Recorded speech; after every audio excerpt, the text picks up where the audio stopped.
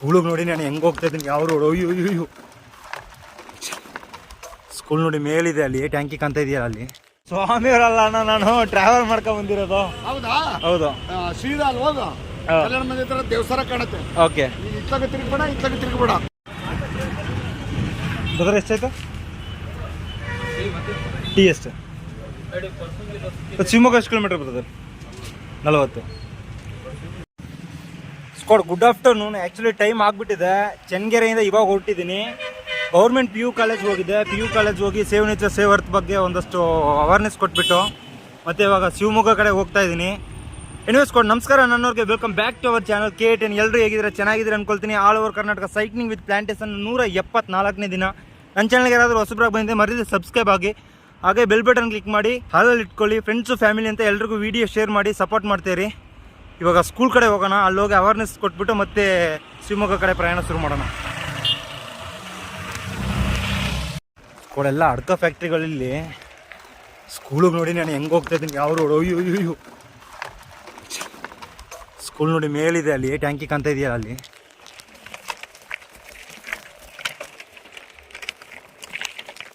Skoda ಅಂತೂ ಇಂತೂ ಗುಡ್ಡ ಗಾಡಿನೆಲ್ಲ ಏರ್ಕೊಂಡು ಸ್ಕೂಲಿಗೆ ಬಂದು ರೀಚ್ ಆಗಿದ್ದೀನಿ. ಆ್ಯಕ್ಚುಲಿ ಸಾರ್ ಹತ್ರ ಇಲ್ಲಿ ಬಂದು ಮಾತಾಡಿದೆ. ಒಬ್ಬರು ಅವರು ರೆಸ್ಟ್ ರೂಮ್ ಕಡೆ ಹೋದರು. HM ಸರ್ ಹೊರಗಡೆ ಹೋಗೋರಂತೆ. HM ಸರ್ ಬಂದ ತಕ್ಷಣ ನಾನು ಮಾತಾಡಿಸಿ ಮತ್ತೆ ಯಾವುದೋ ಫಂಕ್ಷನ್ ಇದೆ ಎಲ್ರೂ ಅರೇಂಜ್ ಮಾಡ್ತೀವಿ, ಒಂದೇ ಕಡೆ ಮಾತಾಡ್ಬಿಡ್ರಂತೆ ಅಂತ ಹೇಳವ್ರೆ. ಸೊ ವೆಯ್ಟ್ ಮಾಡಿ ನೋಡೋಣ. ಸ್ಕೂಲ್ಗೆಲ್ಲ ಹೋಗಿ ಅವೇರ್ನೆಸ್ ಎಲ್ಲ ಕೊಟ್ಬಿಟ್ಟು ಮತ್ತೆ ಹೊಳೆಹೊನ್ನೂರು ಅನ್ನೋ ಪ್ಲೇಸ್ಗೆ ಹೋಗ್ತಾ ಇದ್ದೀನಿ. ಆ್ಯಕ್ಚುಲಿ ಟೈಮು 2:30 ಆಗಿದೆ, ಇನ್ನೂ ಊಟ ಕೂಡ ಮಾಡಿಲ್ಲ. ನೀವೆಲ್ಲ ನೋಡ್ಬೋದು, ಈ ಕಡೆ ಸಿಕ್ಕಾಪಟ್ಟೆ ಅಡಿಕೆ ಬೆಳೆ ಬೆಳೆದವ್ರೆ. ನನಗಂತೂ ಚನ್ನಗಿರಿಗೆ ಬಂದ ತಕ್ಷಣ ಬೆದರ್ಕೊಬಿಟ್ಟೆ. ಹಂಗೆ ಈ ತೋಟ ಮಡ್ಗಿ ಅಡಿಕೆ ಯಾರು ಬೆಳೀತಾ ಇದ್ದಾರೋ ಎಲ್ಲ ಫಿನಾನ್ಸಿಯಲಿ ಸೆಟಲ್ಡು ಲೈಫು, ಆರಾಮ, ಅಷ್ಟೊಂದು ಪ್ರಾಫಿಟ್ ಇದೆ ಅಡಕದಲ್ಲಿ. ಯಾವುದೋ ಒಂದು ಪ್ಲೇಸ್ ಬಂದು ರೀಚ್ ಆಗಿದ್ದೀನಿ.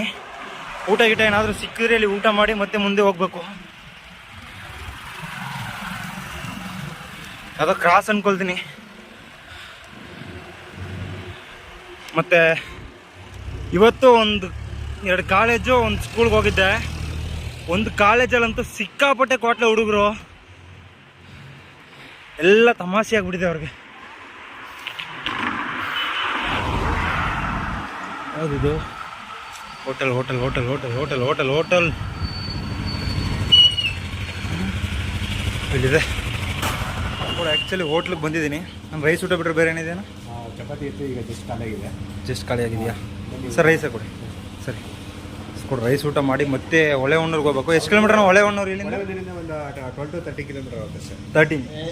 ಹಾಂ, 13. ಹಾಂ ಸರಿ. ನಾವು ಕನ್ನಡ ಮತ್ತು ಓದೋದು ತಾಯಿ ಭಾಷೆ ಪ್ರತಿಯೊಂದು ಕನ್ನಡನೇ. ತುಂಬ ಖುಷಿ ಆಯ್ತು ಸರ್. ಆ್ಯಕ್ಚುಲಿ ಏನು ಗೊತ್ತಾ, ಸ್ಕೋಡ್ ಊಟ ಎಲ್ಲ ಮುಗಿಸಿ ಮತ್ತೆ ಹೊರಟಿದ್ದೀನಿ. ಆ್ಯಕ್ಚುಲಿ ಅವಣ್ಣ ನನ್ನ ಹತ್ರ ದುಡ್ಡನ್ನೇ ಈಸ್ಕೊಳ್ಳಿಲ್ಲ.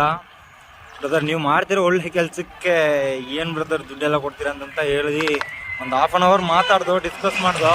ಆ್ಯಕ್ಚುಲಿ ಅವರು ಯಾವುದೋ ಪ್ರೈವೇಟ್ ಬ್ಯಾಂಕಲ್ಲಿ ಮ್ಯಾನೇಜರ್ ಆಗಿದ್ದೀನಂತೆ. ಇವಾಗ ಜಾಬ್ ಎಲ್ಲ ಸ್ಕಿಪ್ ಮಾಡಿ ತೋಟ ಮತ್ತು ಹೋಟೆಲ್ ಬಿಸ್ನೆಸ್ ಸ್ಟಾರ್ಟ್ ಮಾಡವ್ರೆ. ಇವಾಗ ಒಂದು 10 days ಆಗಿದೆ ಅಷ್ಟೇ ಹೋಟೆಲ್ ಸ್ಟಾರ್ಟ್ ಮಾಡಿ. ಪರವಾಗಿಲ್ಲ, ಒಂದಷ್ಟು ವಿಷಯಗಳನ್ನ ಶೇರ್ ಮಾಡಿಕೊಂಡ್ರು.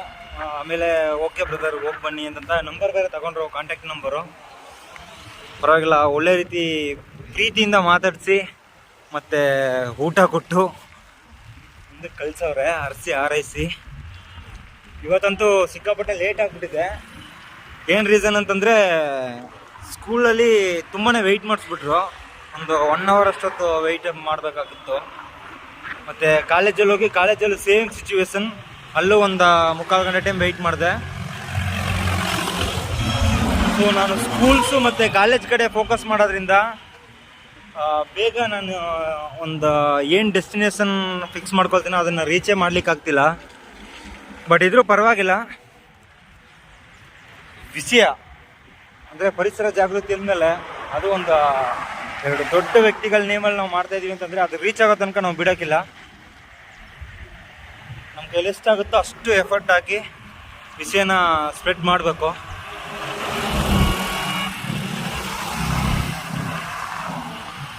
ಆ್ಯಕ್ಚುಲಿ ಶಿವಮೊಗ್ಗಕ್ಕೆ ಒಂದು 40 ಕಿಲೋಮೀಟರ್ ಇರೋದ್ರಿಂದ ಸಿಕ್ಕಾಪಟ್ಟೆ ವೆಹಿಕಲ್ಸ್ ಓಡಾಡ್ತಿವೆ ಈ ಕಡೆ. ನಾನು ಸಿಕ್ಕಾಪಟ್ಟೆ ವೆಹಿಕಲ್ಸ್ ಓಡಾಡ್ತೀವಿ ಅಂತಂತ ಬಾಯಿ ತೆಗೆದ ತಕ್ಷಣ ಇಲ್ಲಿ ವೆಹಿಕಲೇ ಯಾವುದೂ ಇಲ್ಲ. ಅಯ್ಯೋ ಅಯ್ಯೋ,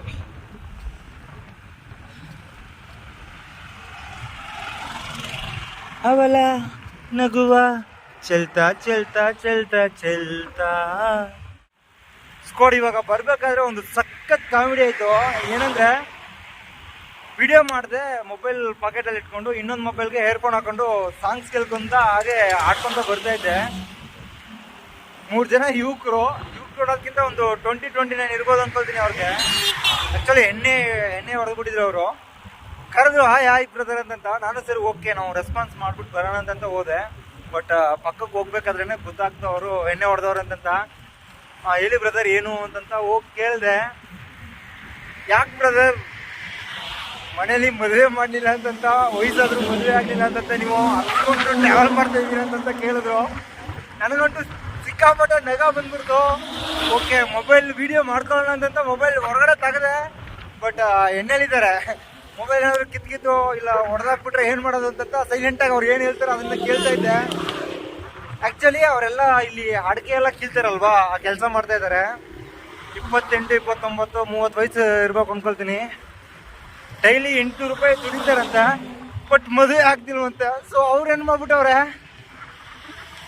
ನನ್ನ ಅವ್ರು ಏನಂತಾರ ಅದನ್ನ ಒಪ್ಸೋಕೆ ಅನ್ಕೊಂಡು ಬಿಡಲಿಲ್ಲ. ಒಳ್ಳೆ ಕ್ವಾಟ್ಲೆ ಕೊಟ್ಬಿಟ್ರು. ಫೈನಲಿ ನಾನು ಹೆಂಗಾದ್ರೂ ಇಲ್ಲಿಂದ ತಪ್ಪಿಸ್ಕೊಂಡು ಹೋಗ್ಬೇಕಲ್ಲ ಅಂತಂತ ಹೇಳಿ, ಬ್ರದರ್ ಹಂಗೆಲ್ಲ ಏನಿಲ್ಲ ಅಂತಂತ ನಾನು ಏನು ಪ್ಲ್ಯಾನ್ ಇದೆಯಾ ಅದನ್ನೆಲ್ಲ ಎಕ್ಸ್ಪ್ಲೇನ್ ಮಾಡಿದೆ. ಬಟ್ ಅವರು ನೀನು ಸುಳ್ಳು ಹೇಳ್ತಾ ಇದೀಯಾ, ನಿನಗೆ ಮದುವೆ ಆಗಿಲ್ಲ, ಅದಕ್ಕೆ ನಾನು ಹಿಂದ್ಗಡೆ ಆ್ಯಕ್ಚುಲಿ ಲಗೇಜ್ಗೆ ರೈನ್ ಕವರ್ ಏನಿದೆಯಲ್ಲ ಅದು ಹಾಕಿದ್ದೀನಲ್ಲ, ಅದನ್ನ ನೋಡ್ಬಿಟ್ಟು ಅಯೋಧ್ಯೆಗೆ ನೀನು ಹೋಗ್ತಾ ಇದೀಯಾ ಹರಿಸ್ಕೊಂಡು ನೆಕ್ಸ್ಟ್ ಇಯರ್ ಆದರೂ ಮದುವೆ ಆಗಲಿ ಅಂತಂತ ಸಿಕ್ಕಾಪಟ್ಟೆ ಫೋರ್ಸ್ ಮಾಡಕ್ಬಿಟ್ರು. ಯಾವ ರೀತಿ ಹೇಳ್ಬೇಕು ಅಂದರೆ ಗೊತ್ತಾಗ್ಲಿಲ್ಲ. ಹೌದು ಬ್ರದರ್ ಅಂತ ಲಾಸ್ಟಲ್ಲಿ ಹೇಳಿದೆ. ಕೈ ಕೊಡಿ ಅಂದ್ಬಿಟ್ಟು ತಪ್ಕೊಂಡು ಹಕ್ ಮಾಡಿ ಆಮೇಲೆ ಕಳ್ಸಿದ್ರು. ಅಯ್ಯೋ ದೇವ್ರೆ, ಬೇಗ 90s ಹುಟ್ಟಿದವ್ರಿಗೆಲ್ಲ ಮದುವೆ ಮಾಡ್ತಪ್ಪ, ಇಲ್ಲಾಂದ್ರೆ ತಾಳಕ್ಕಾಗಲ್ಲ ಈ ಕೋಟೆನ. ಕಣ್ಣು ಕಾಣೋ ಅಷ್ಟು ದೂರ ಬರೀ ಅಡಿಕೆ ಗಿಡಗಳೇ. ನಾನು ಒಂದು 20-25 ಕಿಲೋಮೀಟರ್ ಟ್ರಾವೆಲ್ ಮಾಡೈತೆ ಇವಾಗ. ನಿನ್ನೆ ಟ್ರಾವೆಲ್ ಸ್ಟಾರ್ಟ್ ಮಾಡಿದ್ದು ಚನ್ನಗಿರಿ ಕಡೆಗೆ. ಅಲ್ಲಿಂದ ಇಲ್ಲಿ ತನಕ ಬರೀ ಅಡಿಕೆ. ನಾನು ಹೆಚ್ಚಿನ ರೀತಿಯಲ್ಲಿ ಮಲೆನಾಡಲ್ಲಿ ಮಾತ್ರ ಅಡಿಕೆ ಬೆಳೀತಾರೆ ಅಂತ ಅಂದ್ಕೊಂಡಿದ್ದೆ. ಬಟ್ ಚನ್ನಗಿರಿಗೆ ಬಂದಮೇಲೆ ಗೊತ್ತಾಗಿದ್ದು ಅಡಿಕೆಗೆ ಕಿಂಗ್ ಅಂದರೆ ಚನ್ನಗಿರಿ ಅಂತಂತ. ನೋಡ್ಬೋದು ಸುತ್ತಲೂ ಬರೀ ಅಡಿಕೆನೆ. ಅದರಲ್ಲೂ ಕೆಲವೊಂದು ತೋಟಗಳಲ್ಲಿ ದೊಡ್ಡ ಮರಗಳ ನಡುವೆ ಚಿಕ್ಕ ಅಡಿಕೆ ಪೈರುಗಳನ್ನ ನಾಟಿ ಹಾಕೋರು ಇವಾಗ.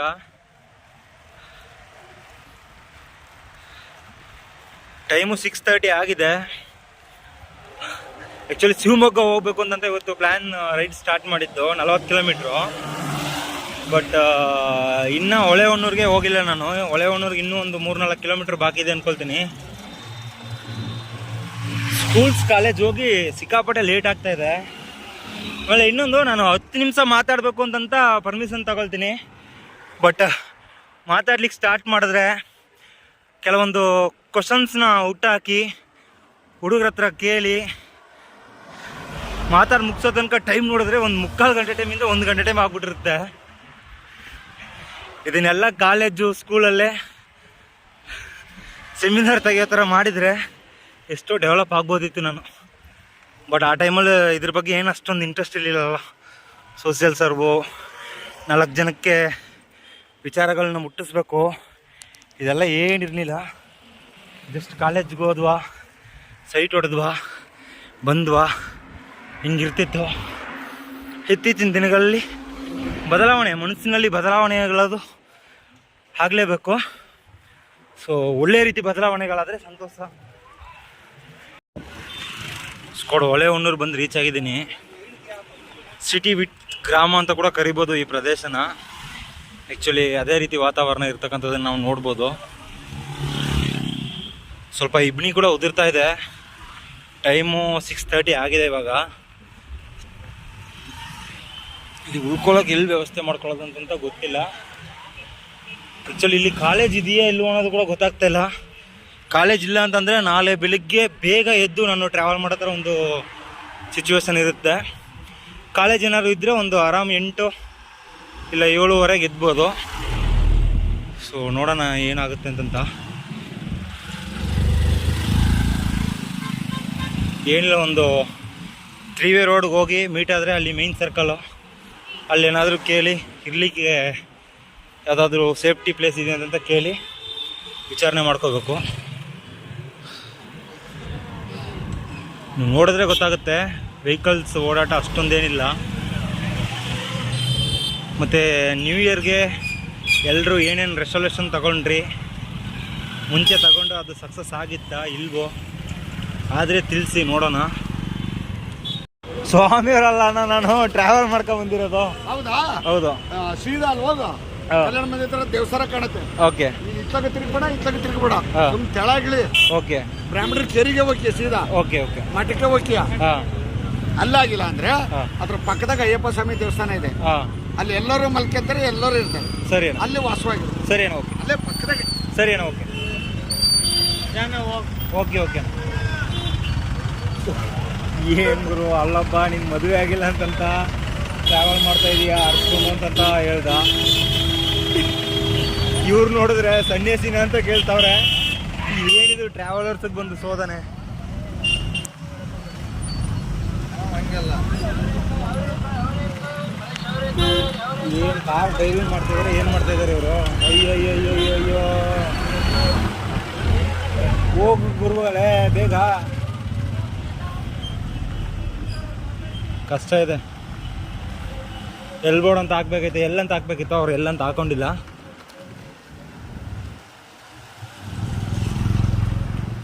ಯಾವುದೋ ಮೇನ್ ಏರಿಯಾ ಅನ್ಕೊಳ್ತೀನಿ. ಅಂದರೆ ಕೆಲವೊಂದು ದೊಡ್ಡ ದೊಡ್ಡ ಸಿಟಿಗಳಲ್ಲಿ ಮಾರ್ಕೆಟ್ ಇರ್ತಾವಲ್ವಾ, ಆ ಥರ ಇರ್ತಕ್ಕಂಥ ಊರು ಅಂದ್ಕೊಳ್ತೀನಿ.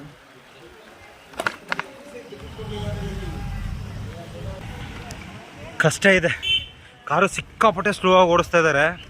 ಎದುರ್ಕೊಂಡು ಓಡಿಸ್ತಾ ಇದ್ದಾರೋ ಇಲ್ಲ ಅವ್ರ ಡ್ರೈವಿಂಗ್ ಸ್ಟೈಲೇ ಆ ಥರನೋ ಒಂದು ಗೊತ್ತಾಗ್ತಿಲ್ಲ.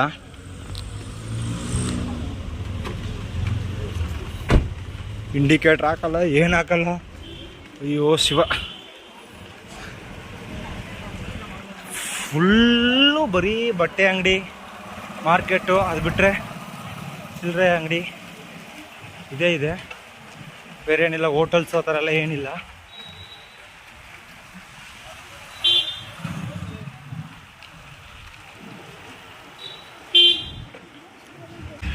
ಇವತ್ತಂತೂ ಕಡಿಮೆ ಟ್ರಾವೆಲ್ ಮಾಡಿದ್ದೀನಿ, ಬಟ್ ಟಯರ್ಡ್ ಅನ್ನೋದು ಸಿಕ್ಕಾಪಟ್ಟೆ ಜಾಸ್ತಿ ಇದೆ.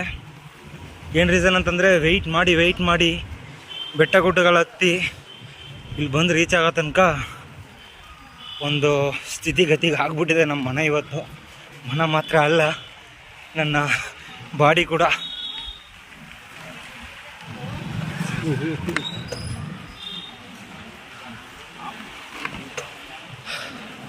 ಅಂತೂ ಬಂದೆ ಕೊನೆಗೆ. ಲೋಕ್ ಕೇಳಿ ನೋಡೋಣ. ಇಷ್ಟೊತ್ತು ವಿಡಿಯೋ ನೋಡಿದ್ರ ನಿಮಗೆ ಗೊತ್ತು, ಹೊಳೆಹೊನ್ನೂರಿಗೆ ಬಂದು ರೀಚ್ ಆಗೋ ಅಷ್ಟರಲ್ಲಿ 7 ಗಂಟೆ ಆಗಿತ್ತು. ಮತ್ತು ನಾನು ಬರಬೇಕಾದ್ರೆ ಟೆಂಪಲಲ್ಲಿ ಉಳ್ಕೊಳ್ಳೋಕ್ಕೆ ಕೇಳ್ಕೊಂಡು ಬಂದಲ್ಲ. ಸರ್ ಟೆಂಪಲ್ ಎಲ್ಲಿದೆ ಅಂತಂತ ವಿಚಾರಣೆ ಮಾಡೋಣ ಅಂತಂತ ಒಂದು ಪಾನ್ ಶಾಪಲ್ಲಿ ಹೋಗಿ